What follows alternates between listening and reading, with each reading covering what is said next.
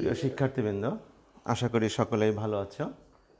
আজকে আমি ইলেকট্রিক্যাল ডিপার্টমেন্টের একটি বিষয় নিয়ে তোমাদের সামনে উপস্থাপন করব। বিষয়টির নাম হচ্ছে বেসিক ইলেকট্রিসিটি। এটার বিষয় কোড হচ্ছে 66711। এটা ইলেকট্রিক্যাল ডিপার্টমেন্টের কোডের, অর্থাৎ এখানে যদি 667 থাকে এইটুকু দ্বারা বোঝা যায় আমাদের টেকনোলজি কোড। এই এখানে টেকনোলজি কোড দ্বারা বোঝাচ্ছে যেটা ইলেকট্রিক্যাল ডিপার্টমেন্টের সাবজেক্ট। অন্যান্য ডিপার্টমেন্টেও পড়ে থাকে, সকল ডিপার্টমেন্টকে পড়তে হয় না। এর পূর্ণ মান হচ্ছে আমাদের 200। এখানে একটা জিনিস দেখেছি, টিপিসি। এটা তোমাদের সিলেবাসে লেখা থাকবে। টি দ্বারা বোঝাচ্ছে থিওরি, পি দ্বারা বোঝাচ্ছে প্র্যাকটিক্যাল, সি দ্বারা বোঝাচ্ছে ক্রেডিট। অর্থাৎ আমাদের সপ্তাহে থিওরি ক্লাস হবে 3 পিরিয়ডের, সেটা আমরা 40 মিনিট 45 মিনিট কর্তৃপক্ষ যে ডিউরেশনটা দিয়ে দিবে সেই ডিউরেশনে 3 পিরিয়ড হবে সপ্তাহে। আর প্র্যাকটিক্যাল 3 পিরিয়ড, কিন্তু 3 পিরিয়ড মিলে হবে সপ্তাহে একটা, অর্থাৎ 3টে পিরিয়ড একসঙ্গে আমরা প্র্যাকটিক্যাল ক্লাস করব, সপ্তাহে হবে একটা। আর ক্রেডিট হচ্ছে 4, অর্থাৎ 1 ক্রেডিট সমান 50, তাহলে 4 ক্রেডিট এখানে 200। এই 200 মার্কের ভিতরে আমাদেরকে দুইটা ভাগ হবে, একটা হবে প্র্যাকটিক্যাল আর একটা হবে কন্টিনিউয়াস। একটা হচ্ছে থিওরি কন্টিনিউয়াস আর একটা হচ্ছে প্র্যাকটিক্যাল। প্র্যাকটিক্যাল হবে দুই প্রকার, একটা হচ্ছে প্র্যাকটিক্যাল কন্টিনিউয়াস, একটা প্র্যাকটিক্যাল ফাইনাল। আর থিওরি অনুরূপ একটা হবে প্র্যাকটিক্যাল ফাইনাল, একটা হবে প্র্যাকটিক্যাল কন্টিনিউয়াস। প্র্যাকটিক্যাল কন্টিনিউয়াস দ্বারা বোঝাচ্ছে যেটা তোমরা পুরো সেমিস্টারে তোমাদের কার্যক্রম, অ্যাসাইনমেন্ট, তারপরে যেগুলো কাজ করতে দেওয়া হবে সেগুলো যথাযথভাবে করতে পারলে তুমি হচ্ছে কন্টিনিউয়াসগুলো ফুল মার্ক পাবে। তা আমি একটু ডিস্ট্রিবিউশনটা দেখিয়ে দেই। আমাদের এখানে আমাদের এই টোটাল 200 মার্কের ভিতরে থিওরি হবে হচ্ছে তোমার 150 আর প্র্যাকটিক্যাল হবে হচ্ছে 50। এই প্র্যাকটিক্যাল আবার দুভাগ হবে, একটা হবে প্র্যাকটিক্যাল কন্টিনিউয়াস, একটা হবে প্র্যাকটিক্যাল ফাইনাল, যেটাকে আমরা সংক্ষেপে বলতেছি প্র্যাকটিক্যাল কন্টিনিউয়াস পিসি আর পিএফ। এটা হবে 25, এটা হবে 25। এই কন্টিনিউয়াসটা নির্ভর করবে তোমাদের পুরো সেমিস্টারে যতগুলো ক্লাস হবে, যতগুলো প্র্যাকটিক্যাল করব, তার উপরে তোমাদের অ্যাসাইনমেন্ট জমা দেওয়া, এই সব কিছু মিলে আমরা এই 25 দেব। আর এই পিএফ, এই 25টা হচ্ছে প্র্যাকটিক্যাল ফাইনাল, অর্থাৎ সেমিস্টার শেষে আমাদের যে পরীক্ষাটা হবে সেটা হচ্ছে 25 মার্কের, সেটাকে আমরা বলছি প্র্যাকটিক্যাল ফাইনাল বা সংক্ষেপে পিএফ। আর থাকলো আমাদের হচ্ছে 150। এই 150-এর ভিতরে আমাদের থিওরি কন্টিনিউয়াস এবং থিওরি ফাইনাল, এটা হবে 90 আর এটা হবে, তাহলে থাকলো কত, 90 আর এখানে থাকলো হচ্ছে 60। 60-এর ভিতরে আমাদের একটা থাকবে মিড, আরটা হবে আমাদের পুরো সেমিস্টারের যে ক্লাস টেস্ট, কুইজ টেস্ট, এগুলো। তাহলে এই থিওরি ফাইনালটা হচ্ছে আমাদের সেমিস্টার শেষে বোর্ড কর্তৃপক্ষের নির্ধারিত ডেটে আমরা প্রশ্নপত্র প্রণয়ন করে নির্দিষ্ট সিটে বসে বসে নির্দিষ্ট কক্ষে আমরা যে পরীক্ষাটা দেই সেইটা হচ্ছে এটা 90, তোমরা যেটা এসএসসিতে দিয়ে এসেছো। আর এই 60টা হবে হচ্ছে এই পিসির মতোই পুরো সেমিস্টারে আমরা যে কাজগুলো দিব তার উপর বেসিস করে, তার ভিতরে চলে যাবে হচ্ছে মিড টার্মে কিছু যাবে, আর হবে ক্লাস টেস্ট।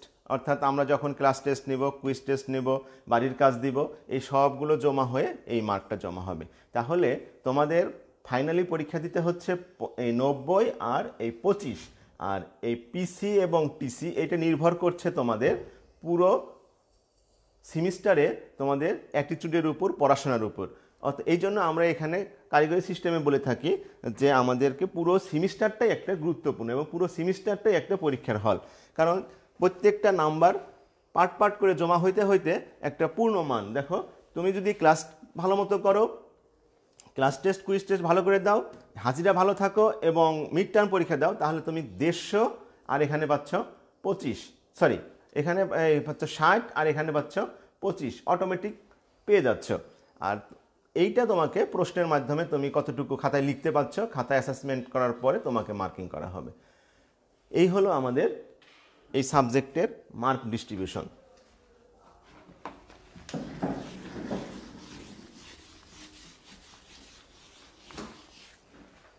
এখন আমরা প্রথম চ্যাপ্টার নিয়ে কথা বলি।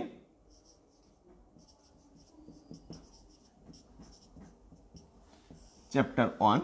চ্যাপ্টার 1-এ আছে আমাদের হচ্ছে বিদ্যুৎ কি।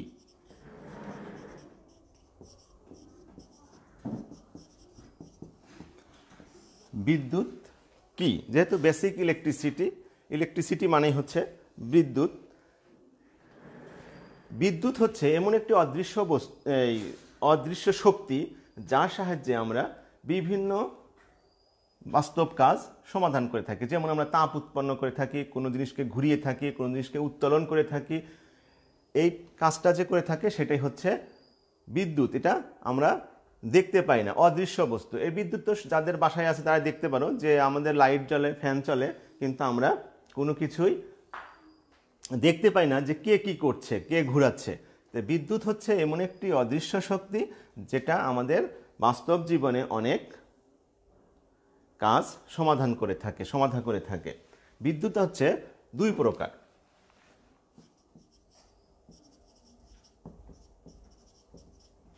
বিদ্যুৎ দুই প্রকার, একটা হচ্ছে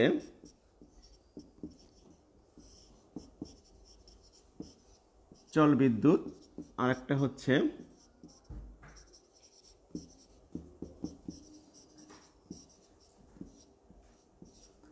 স্থির বিদ্যুৎ। জলবিদ্যুৎ আর একটা হচ্ছে আমাদের স্থির বিদ্যুৎ। আমাদের এই জলবিদ্যুৎটাই আমরা বেশি ব্যবহার করে থাকি। এটা আমাদের বাস্তব কোনো ব্যবহার নেই, স্থির বিদ্যুতের বাস্তব কোনো ব্যবহার নেই। জাস্ট এটা আমাদের ভৌগোলিক লাইফে আমরা দেখতে পারি, এই জন্য এটা একটা নামকরণ করা হয়েছে। স্থির বিদ্যুতের আগে আমরা উদাহরণটা দিয়ে নেই। তোমরা দেখে থাকবে মাথায় চিরুনি করার পরে ওটা যদি ছোট ছোট কাগজের উপরে আমরা ধরি, একটু আকর্ষণ করে থাকে, ওটাকে আমরা স্থির বিদ্যুৎ বলতেছি। আরেকটা হচ্ছে পশমি কাপড় যদি তোমার গায়ের সঙ্গে ঘষণ করা যায় তাহলে দেখা যায় যে লোমগুলো দাঁড়িয়ে যাচ্ছে, এটাই হচ্ছে স্থির বিদ্যুৎ। এটার বাস্তব কোনো আমাদের প্রয়োগ নেই। জলবিদ্যুৎটা হচ্ছে আমাদের ব্যাপকভাবে ব্যবহৃত হয়, আর এটার উপরেই আমাদের সকল যন্ত্রপাতি। জলবিদ্যুৎটা হচ্ছে যেটা আমরা মুভ করে, চলাচল করে, এক স্থান থেকে অন্য স্থানে যেতে পারে, ইলেকট্রনের প্রবাহ ঘটাতে পারে, সেটাই হচ্ছে জলবিদ্যুৎ।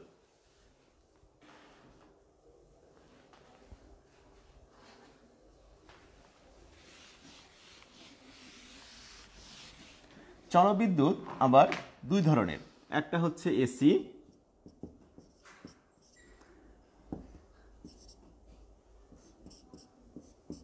আর একটা হচ্ছে ডিসি। জলবিদ্যুৎকে আবার দুই ভাগে ভাগ করা হচ্ছে, একটা হচ্ছে এসি আর একটা হচ্ছে ডিসি। এটার পুরো নাম হচ্ছে অল্টারনেটিং কারেন্ট, আর একটা হচ্ছে ডাইরেক্ট কারেন্ট। ডাইরেক্ট কারেন্ট বলতে সরাসরি যায়, এসি হচ্ছে অল্টারনেট করে, অর্থাৎ নির্দিষ্ট সময় পর পর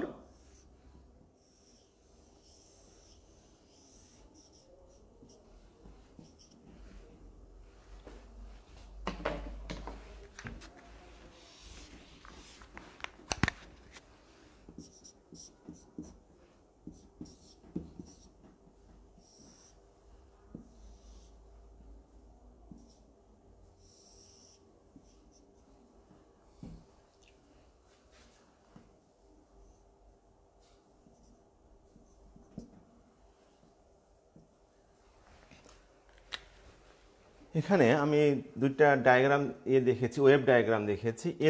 এসি হচ্ছে অল্টারনেটিং কারেন্ট, অর্থাৎ নির্দিষ্ট টাইম পর পর সে পরিবর্তন করে। যখন দেখো এখানে 0 থেকে শুরু হয়েছে, তার অবস্থান কিন্তু একবার ম্যাক্সিমাম হয়ে আবার 0, আবার নেগেটিভ ম্যাক্সিমাম, আবার 0, আবার নেগেটিভ ম্যাক্সিমাম, এইভাবে পর্যায়ক্রমে সামনের দিকে অগ্রসর হচ্ছে।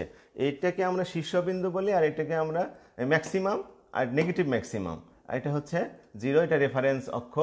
এদিকে যদি সময় ধরি তাহলে দেখো সময়ের সঙ্গে সঙ্গে আমাদের ওয়েভ পরিবর্তন হচ্ছে।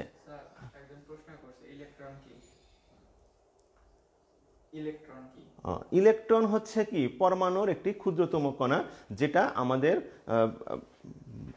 বিভিন্ন অরবিটে থাকে। এইটার উপর নির্ভর করেই আমাদের পরমাণুর যে পরিবাহিতা সেটা নির্ভর করছে।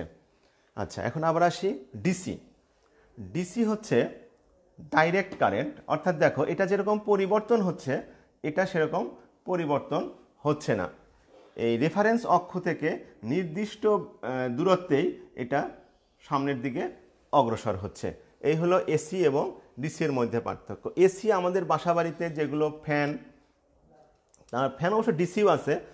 এসিতে সাধারণত আমরা যেগুলো বেশি ব্যবহার করে থাকি বড় বড় ফ্যান, মোটর, তারপরে হচ্ছে আমাদের বাসায় যে ঠান্ডা করার জন্য যে এসি ব্যবহার করি সেটা, এগুলো হচ্ছে আমাদের এসি কারেন্ট। আর ডিসি হচ্ছে আমাদের মোবাইল, তারপরে কিছু কিছু ফ্যানও আছে এখন, তারপরে ব্যাটারি থেকে যে সোর্সটা পাই সেটা হচ্ছে আমাদের ডিসি কারেন্ট।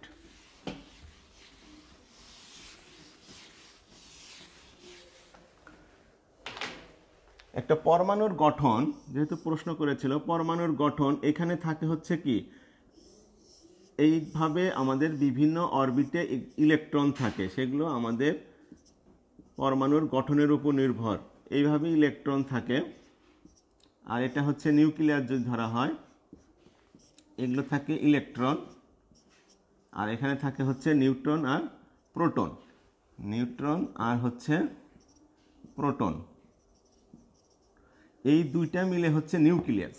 এটা থাকে কেন্দ্রে, আর বাহিরে যেটা থাকছে সেটাই হচ্ছে ইলেকট্রন।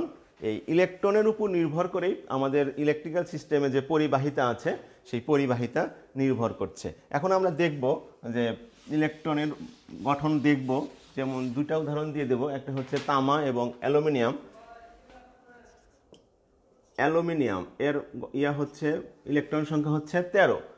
এই 13টা কোন কক্ষপথে কয়টি থাকে সেটা আমরা দেখব। যেটা আমরা জানি বিভিন্ন কক্ষপথে যে ইলেকট্রন সংখ্যা কত হবে তার একটা নমিনাল সূত্র আছে, যেমন হচ্ছে 2n²। এই এনটা হচ্ছে কি কক্ষপথের সংখ্যা,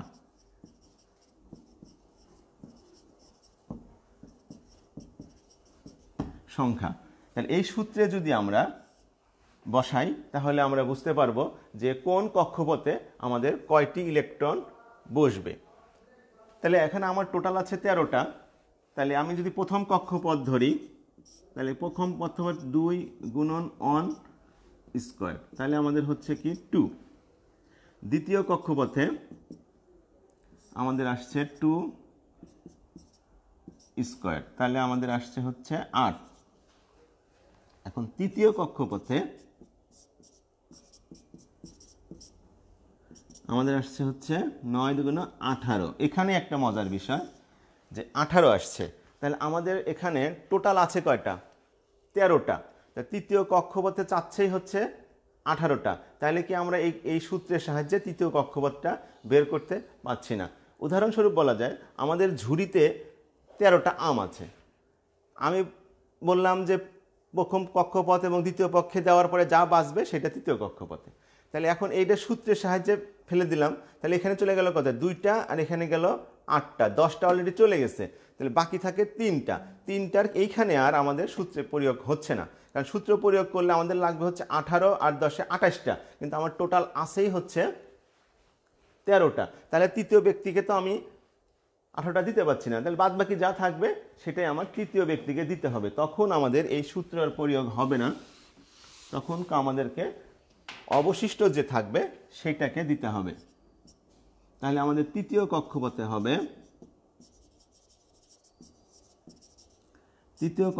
হবে, আমাদের টোটাল আছে 13। সেখান থেকে বিয়োগ দেব 2 + 8 = হচ্ছে 3।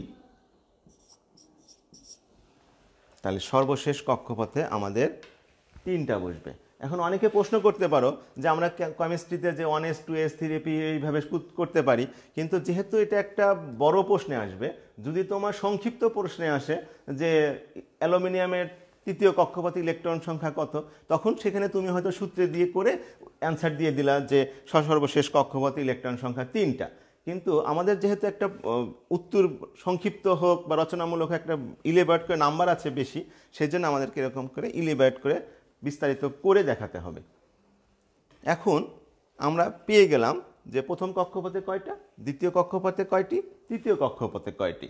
এখন এই ছবি আঁকতে হবে, ড্রয়িং করে দেখাতে হবে। যেহেতু ফ্রিন্ডে আঁকছি ছবি ভালো হবে না, তোমরা সুন্দর করে রুল কম্পাস দিয়ে আঁকবে। আচ্ছা, আমি একটু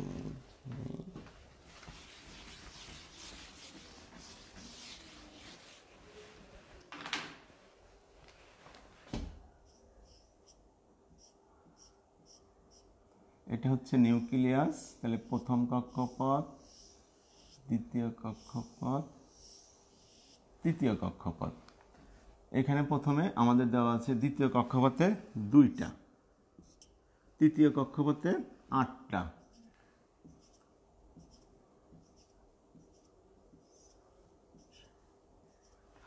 আর এটা গেল 8টা গেল। তৃতীয় কক্ষপথে হচ্ছে 3টা, 3। এইভাবে দিয়ে এখন আমি উল্লেখ করে দেব কোন জিনিসটার নাম কি। এটা হচ্ছে ইলেকট্রন,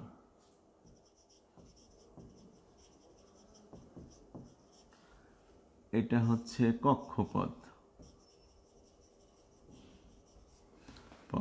আর এইটা হচ্ছে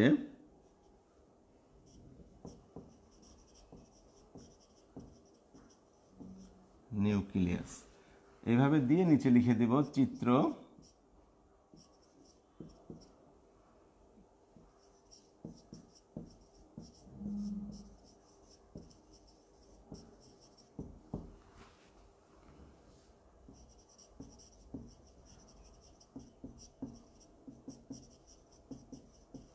বিন্যাস।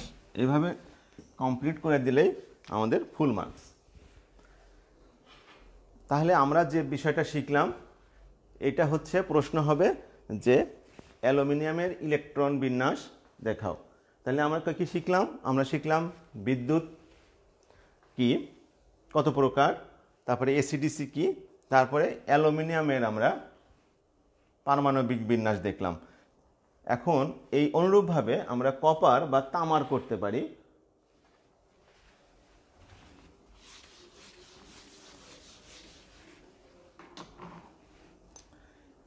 অনুরূপভাবে আমরা কপারের করতে পারি।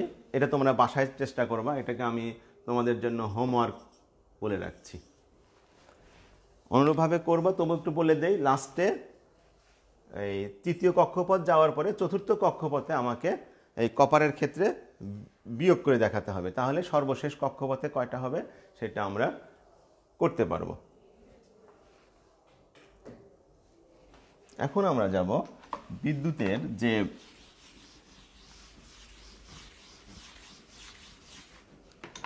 তিনটা বিষয় আছে। একটা হচ্ছে কারেন্ট,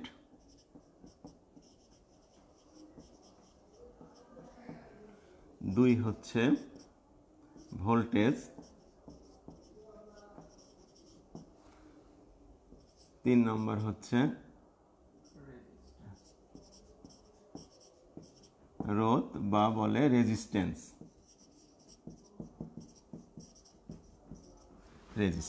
এই তিনটা বিষয় আমাদের ইলেকট্রিসিটিতে আসবে।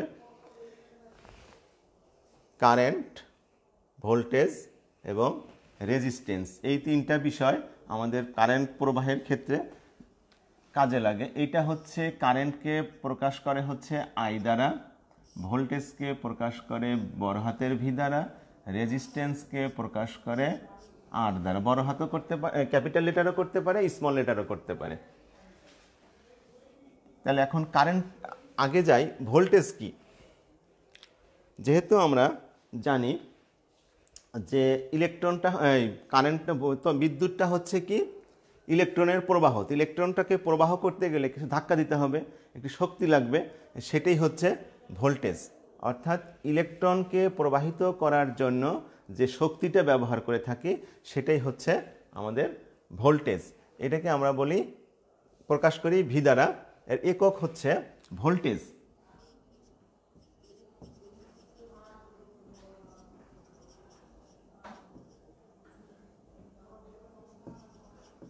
এটাকে আমরা ছোট হাতের স্মল লেটারে ভি বা এমনি ভি দিয়েও লিখতে পারি।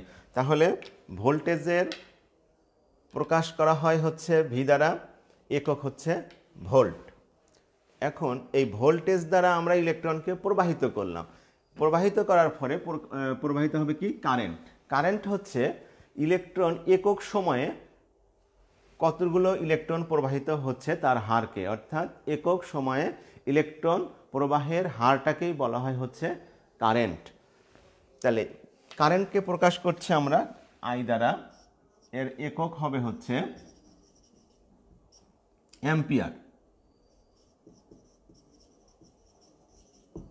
এটাকে আবার প্রকাশ করে এ দ্বারা। তাহলে এ ভোল্টেজ ধাক্কা দিল, কারেন্ট প্রবাহিত হলো, আর রোধটা হচ্ছে বাধা দেওয়া।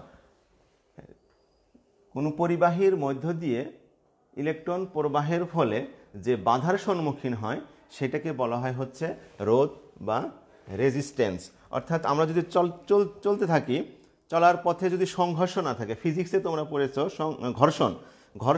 ঘর্ষণ যেরকম একটা ক্ষতিকর এবং সেরকম আবার উপকার। যদি ঘর্ষণ যদি না থাকতো তাহলে গাড়ির চাকা অগ্রসর হতো না, ওখানেই ঘুরতে থাকতো।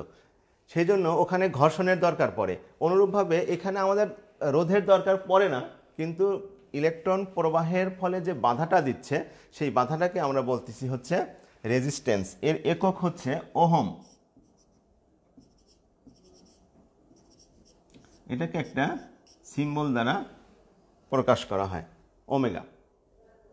তাহলে কারেন্ট হচ্ছে প্রকাশ করে হচ্ছে আই দ্বারা, একক হচ্ছে অ্যাম্পিয়ার, অ্যাম্পিয়ারকে প্রকাশ করে এ দ্বারা। ভোল্টেজ প্রকাশ করে ভি দ্বারা, একক হচ্ছে ভোল্ট, এটাকেও ভি দ্বারা প্রকাশ করে। এখন লেখার ক্ষেত্রে তো আর বড় ছোট করে পার্থক্য করে লেখা যায় না, এই জন্য ভি দিলেই হচ্ছে। আর রোধ হচ্ছে প্রকাশ করে আর দ্বারা, একক হচ্ছে ওহম, প্রকাশ করে একটি ল্যাটিন শব্দ দ্বারা, ওমেগা দ্বারা। তাহলে এই তিনটা জিনিস আমাদের খুবই গুরুত্বপূর্ণ। এই তিনটা জিনিস আমাদের ইলেকট্রিক্যালের জন্য খুবই গুরুত্বপূর্ণ পার্ট। এখানে এই তিনটাকে যদি এক জায়গায় করা যায় তাহলে আমরা পাই ভি ইকুয়াল টু আইআর। এই সূত্রকেই ভর করে আমাদের ইলেকট্রিক্যালের যত প্রকার ক্যালকুলেশন।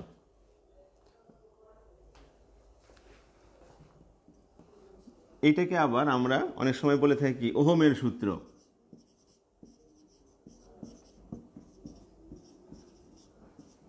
এটাকে আবার আমরা অনেক সময় বলে থাকি ওহমের সূত্র, ভি ইকুয়াল টু আইআর।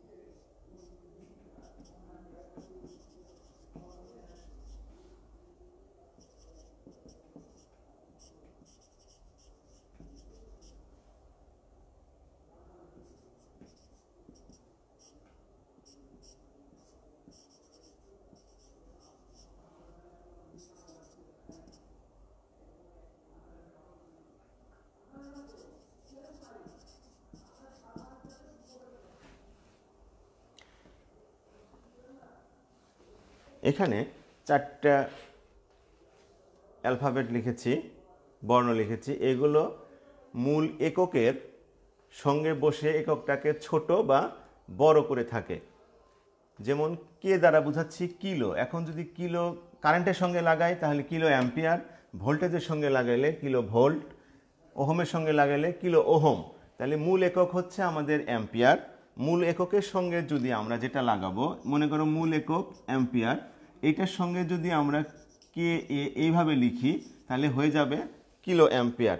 অর্থাৎ অ্যাম্পিয়ারটাকে বড় করে ফেললাম, এটা ছোট এটা বড়। তাহলে এই সংখ্যাটা আমরা দ্বারা এককটাকে বিভিন্ন মানে রূপান্তর করতে পারছি।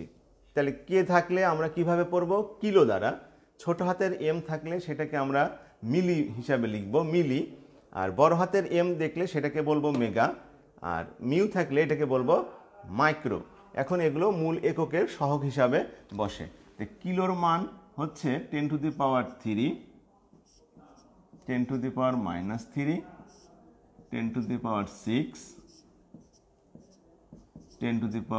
10⁻⁻6। এই মানগুলো তোমাদেরকে মনে রাখতে হবে। আরও আছে, সেগুলো আলোচনায় আনলাম না, সেগুলো আমাদের কম ব্যবহার হয়। এই চারটাই বেশি আমাদের অঙ্ক করতে ব্যবহৃত হয়, সেই জন্য আমি এই চারটাকেই তোমাদেরকে বুঝিয়ে দিচ্ছি। এখন কিলো, 10⁻³ এগুলো মনে রাখতে হবে। কেন মনে রাখতে হবে? আমরা যখন অঙ্ক করতে যাব তখন আমাদেরকে একককে রূপান্তর করতে হবে। উদাহরণস্বরূপ বলি, যদি আমাদের এখানে দেওয়া আছে মনে করো 20 মাইক্রো ফ্যারাড, তাহলে অঙ্ক করতে গেলে আমাকে এটাকে ফ্যারাড করতে হবে। ফ্যারাড করতে গেলে এখানে যে এককটা আছে এটা হচ্ছে এটার মান, তাহলে এটার মান কত? 10⁻⁻6। তাহলে আমাকে এখানে করতে হবে কি, মূল 10 তো ছিলই, এই 10 এখানেই চলে যাবে। আর এই যে অক্ষরটার জন্য যেটা হবে সেটা হচ্ছে অক্ষরের ভ্যালু, গুণন 10⁻⁻6। তাহলে আমাদের রূপান্তর হয়ে গেল। তাহলে যদি আমরা কোনো এককটাকে মূল এককে যেতে চাই, তাহলে যে অক্ষর থাকবে, আমি এইভাবে আমার ভাষায় বলছি, যে অক্ষর থাকবে সেই অক্ষরের মান দ্বারা গুণন করতে হবে। সহজভাবে বলি, এটা কোনো পাঠ্যপুস্তকের লিখিত ভাষা নয়, আমার নিজস্ব যে জ্ঞান সেটা থেকে বলছি, যে কোনো একককে যদি আমি মূল এককে যেতে চাই, তাহলে এখানে যে অক্ষর দ্বারা থাকবে, অর্থাৎ মেগা থাকতে পারে, মিলি থাকতে পারে, মাইক্রো থাকতে পারে, তখন এখানে যে অক্ষরটা থাকবে সেই অক্ষরের যে ভ্যালু, সেই ভ্যালু দ্বারা কি করব? গুণন করব। আর অনুরূপভাবে আবার দেখাচ্ছি, যদি আমাদের এরকম থাকে, না মিলি দিই, মিলি অ্যাম্পিয়ার আছে, তাহলে এটাকে যদি আমি অ্যাম্পিয়ার করতে যাই, তাহলে পুরো আগে তো 100 লিখবই। তাহলে 100 গুণন, এখানে আমাদের কি আছে? ছোট হাতের এম। তাহলে ছোট হাতের এম এর মান কত? 10⁻⁻3। সহজভাবে এখানে 10⁻⁻3 দিয়ে দেবো, তাহলে আমাদের রূপান্তর হয়ে গেল। এখানে আমাদেরকে খেয়াল করতে হবে না এটা গুণন করে কত আসে, সেটা আমাদের দেখার বিষয় নয়, কারণ এগুলো আমাদের ক্যালকুলেটর যেহেতু আমাদের ইউজ করার আছে, অনুমতি আছে পরীক্ষার হলে, সেজন্য এইটা গুণ করে কত আসছে সেটার আমাদের দরকার নেই। আজকে এই পর্যন্তই আমরা শিখালাম যে কিভাবে আমরা এককটাকে মূল এককে যাব। আগামী দিন আমরা শিখব কিভাবে মূল একক থেকে এই মিলি, মাইক্রো, মেগা আনা যায়, সেটা শিখব। ধন্যবাদ সবাইকে, সবাই ভালো থাকো।